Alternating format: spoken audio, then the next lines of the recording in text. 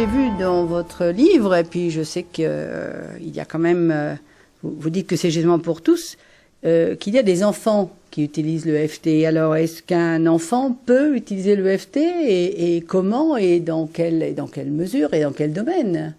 Oui, l'enfant, effectivement, peut utiliser l'EFT et c'est même assez impressionnant de voir à quelle vitesse il va pouvoir obtenir des résultats. L'enfant n'est pas aussi compliqué que l'adulte. L'enfant fonctionne au ressenti et comme avec l'EFT, on fonctionne avec le ressenti, ça marche très bien pour un enfant. Donc très tôt, il peut utiliser l'EFT et d'ailleurs, je vous recommande même de lui apprendre très très rapidement l'EFT puisque tous les problèmes qui se sont vraiment engrammés dans notre subconscient ont pour origine notre enfance. Donc si un enfant apprend l'EFT très jeune, il va pouvoir travailler à chaque fois que quelque chose le dérange. Aussi bien pour un problème physique que s'il s'est fait mal au genou parce qu'il est tombé dans la cour, que s'il a un problème avec un professeur, un enseignant, que s'il a un copain d'école qui l'embête ou qui lui a fauché son portable ou je ne sais quoi. Tout à fait. Il va pouvoir travailler sur tout ça et se défaire de tout ça et éviter que ça s'engramme.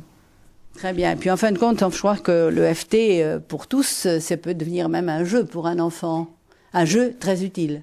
Ah mais les enfants adorent cette technique. Hein. Les enfants trouvent cette technique très ludique. D'ailleurs, je pense au point que l'on a sous les bras.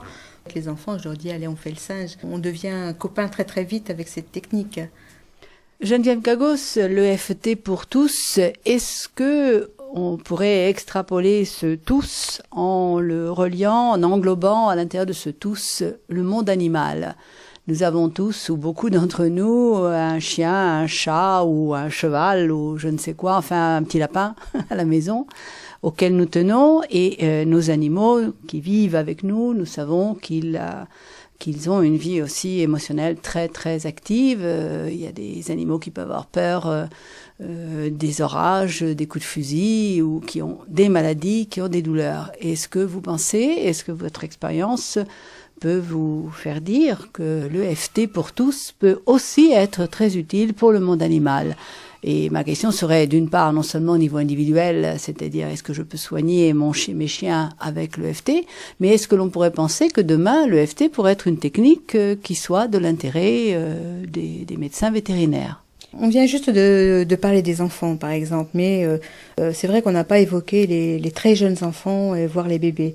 On va pouvoir faire le lien aussi bien avec des très jeunes enfants ou des bébés qu'avec les animaux, puisque les bébés ne vont pas vous dire qu'ils les perturbent, s'ils sont tristes, s'ils ont mal au ventre, ils vont pas pouvoir vous parler.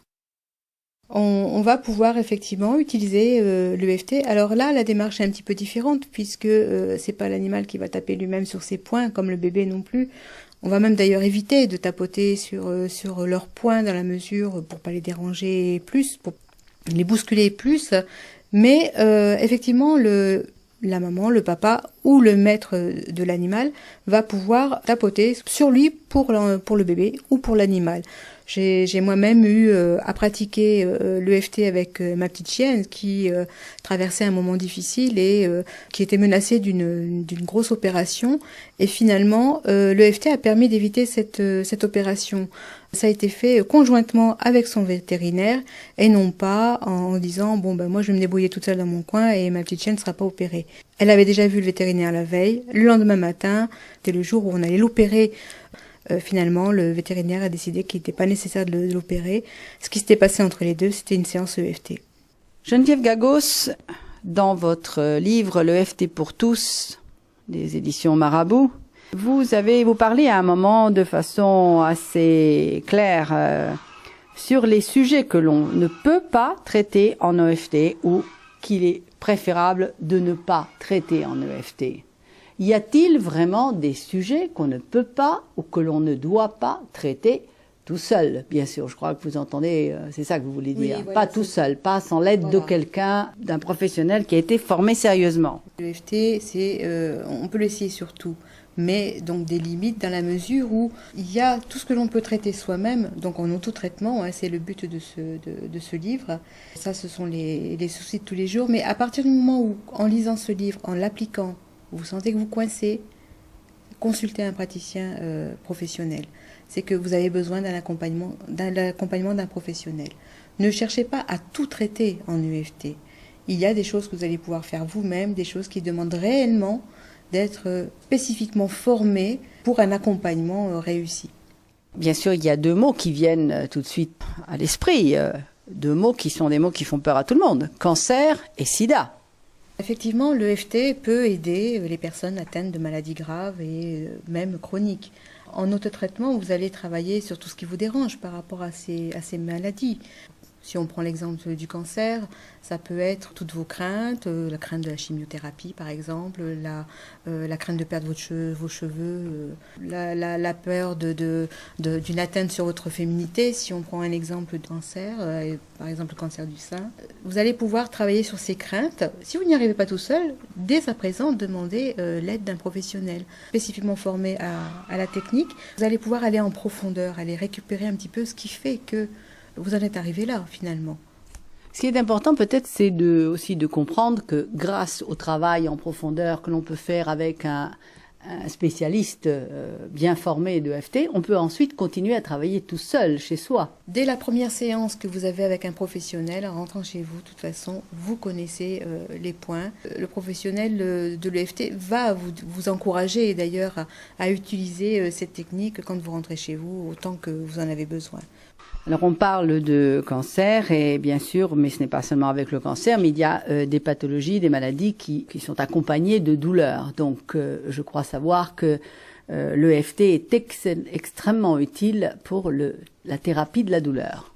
Vous allez pouvoir apaiser rapidement des douleurs physiques ou psychologiques aussi, des douleurs aiguës comme chroniques grâce à l'EFT. En travaillant très spécifiquement, tout ça c'est expliqué dans le livre. Vous allez utiliser l'EFT en solo sur les maux de tête, les maux de dents, le mal de dos, les maux de ventre, toutes ces choses-là, aux douleurs musculaires, tendineuses, etc. Mais vous allez avoir besoin souvent d'un professionnel pour aller à l'origine de la douleur. Vous verrez, il y a une émotion, il y a un événement bien spécifique derrière qui demande à être complètement décortiqué et traité en EFT. Et là, vous allez avoir la possibilité d'un apaisement durable. Quelles sont alors les limites de ce que vous proposez dans votre livre l'EFT pour tous ? Dans ce livre, vous allez disposer de tous les éléments indispensables à une bonne pratique personnelle de l'EFT. Si vous voyez qu'avec ces conseils, vous n'arrivez pas à obtenir de résultats, c'est que vous avez besoin de l'aide de quelqu'un. Après, toujours, les autres limites, on les a déjà dites, tout ce qui est maladie psychiatrique, etc. Là, vous avez besoin d'office d'un accompagnement. Si vous êtes dépressif, c'est pas un livre qui va vous aider, c'est un professionnel de santé qui pourra vous aider. Alors, vous êtes en train de soulever une question extrêmement importante, extrêmement délicate. Vous parlez d'un professionnel. Enfin, ce sont des techniques qui ne sont pas enseignées dans une faculté de médecine, où il n'est pas obligé de faire, on ne sommes pas obligés de faire 10 ans d'études pour obtenir un diplôme, de faire des stages contrôlés, etc. Et il y a beaucoup de gens, malheureusement, sur le marché qui font une espèce d'autopromotion et fleurissent donc une série de personnages qui sont peut-être très sympathiques, mais qui sont loin d'avoir la compétence. Alors, comment faire pour avoir la certitude de trouver et de confier son corps, son esprit, son âme à un vrai professionnel sérieux qui va vraiment nous enseigner l'EFT, nous apprendre à aller dans les profondeurs sans douleur, puisque vous avez dit que c'est une technique également qui est extrêmement valable parce qu'elle est sans douleur. On n'est pas obligé de revivre le traumatisme ou d'insister sur les douleurs ou les souffrances que nous avons. Alors, comment la question vraiment importante, c'est où trouver un vrai professionnel. J'ai mis en ligne un annuaire sur le site technique-eft.com. Vous avez donc, c'est un site d'information sur l'EFT pour tous, et j'y ai mis que des praticiens que je recommande. Ces praticiens ont suivi une formation sérieuse, ils sont allés jusqu'au bout de cette formation parce que ce n'est pas en un week-end que l'on devient praticien EFT, contrairement à ce que certains peuvent faire penser.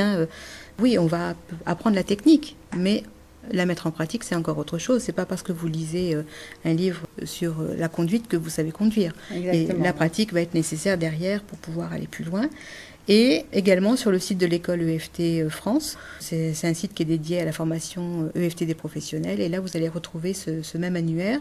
C'est un annuaire qui est mis à jour, je suppose. C'est un annuaire qui est mis à jour. Et je n'ai pas accepté justement qu'il soit publié dans le livre, car il est amené à évoluer dans un sens et parfois peut-être aussi dans l'autre, afin que vous disposiez toujours d'une liste de praticiens fiables. Car ce sont des personnes en souffrance qui vont voir ces praticiens. Absolument. Donc vous avez un site que on va pouvoir lire en dessous de cette interview que nous sommes en train de faire. Mais je crois qu'il est important aussi de comprendre qu'il n'y a pas non plus des thérapeutes formés par vous, donc garantis, sur toute la France. J'en ai formé effectivement sur toute la France. Je forme depuis 2007. Vous n'en verrez pas tant que ça sur mon site parce que je veux garantir un bon praticien à la personne qui veut consulter. Donc c'est pas parce qu'on a fait une formation avec Geneviève Gagos qu'on est un bon praticien. C'est ce qu'on fait ensuite de cette formation qui va faire de vous un bon praticien. Alors moi en tant que formatrice effectivement j'ai mis en place depuis très longtemps déjà une supervision. Je vais suivre mes étudiants après leur formation. Mais ceux qui ne vont pas faire cette supervision, je ne vais pas leur courir derrière. Ils sont responsables de leur pratique EFT. Geneviève Gagos, vous formiez au début de votre carrière un peu tout le monde, c'est-à-dire par un peu tout le monde, j'entends toutes les personnes qui étaient intéressées indépendamment de leur profession. Vous travailliez à l'époque en développement personnel et également avec des professionnels de la santé. Et pourtant aujourd'hui, vous avez décidé de ne former que des professionnels de santé et des thérapeutes. Alors ma question c'est pourquoi avez-vous abandonné ces pauvres gens qui étaient si intéressés par l'EFT? Pourquoi avoir choisi de ne destiner votre travail, votre activité qu'à des professionnels de santé qui travaillent donc aussi bien dans des hôpitaux qu'en cabinet, etc. Je formais tout le monde au début et très vite je me suis rendu compte qu'il fallait vraiment différencier l'enseignement, le développement personnel c'était une chose, et l'enseignement professionnel en était une autre. Dans un même cours, vous n'allez pas, pour une personne qui vient pour son développement personnel, parler par exemple de comment on traite un traumatisme, comment on traite un viol par exemple. Ils ne pourraient pas le faire eux-mêmes en fait, puisqu'on est sur un trauma. Je voulais aussi qu'un maximum de personnes puissent bénéficier d'une EFT de qualité. Et pour ça, il fallait passer par les professionnels. Ce sont eux qui ensuite vont pouvoir recevoir en consultation les personnes qui en ont besoin. Et dès la première consultation, on l'a dit tout à l'heure, la personne va aussi sortir en appliquant l'EFT. Donc une EFT de qualité, mais aussi pour elle-même. Ça avait donc un effet boule de neige. En même temps, ce dont on manque, ce sont des professionnels de santé sérieusement formés. Donc des gens, des vrais spécialistes de l'EFT.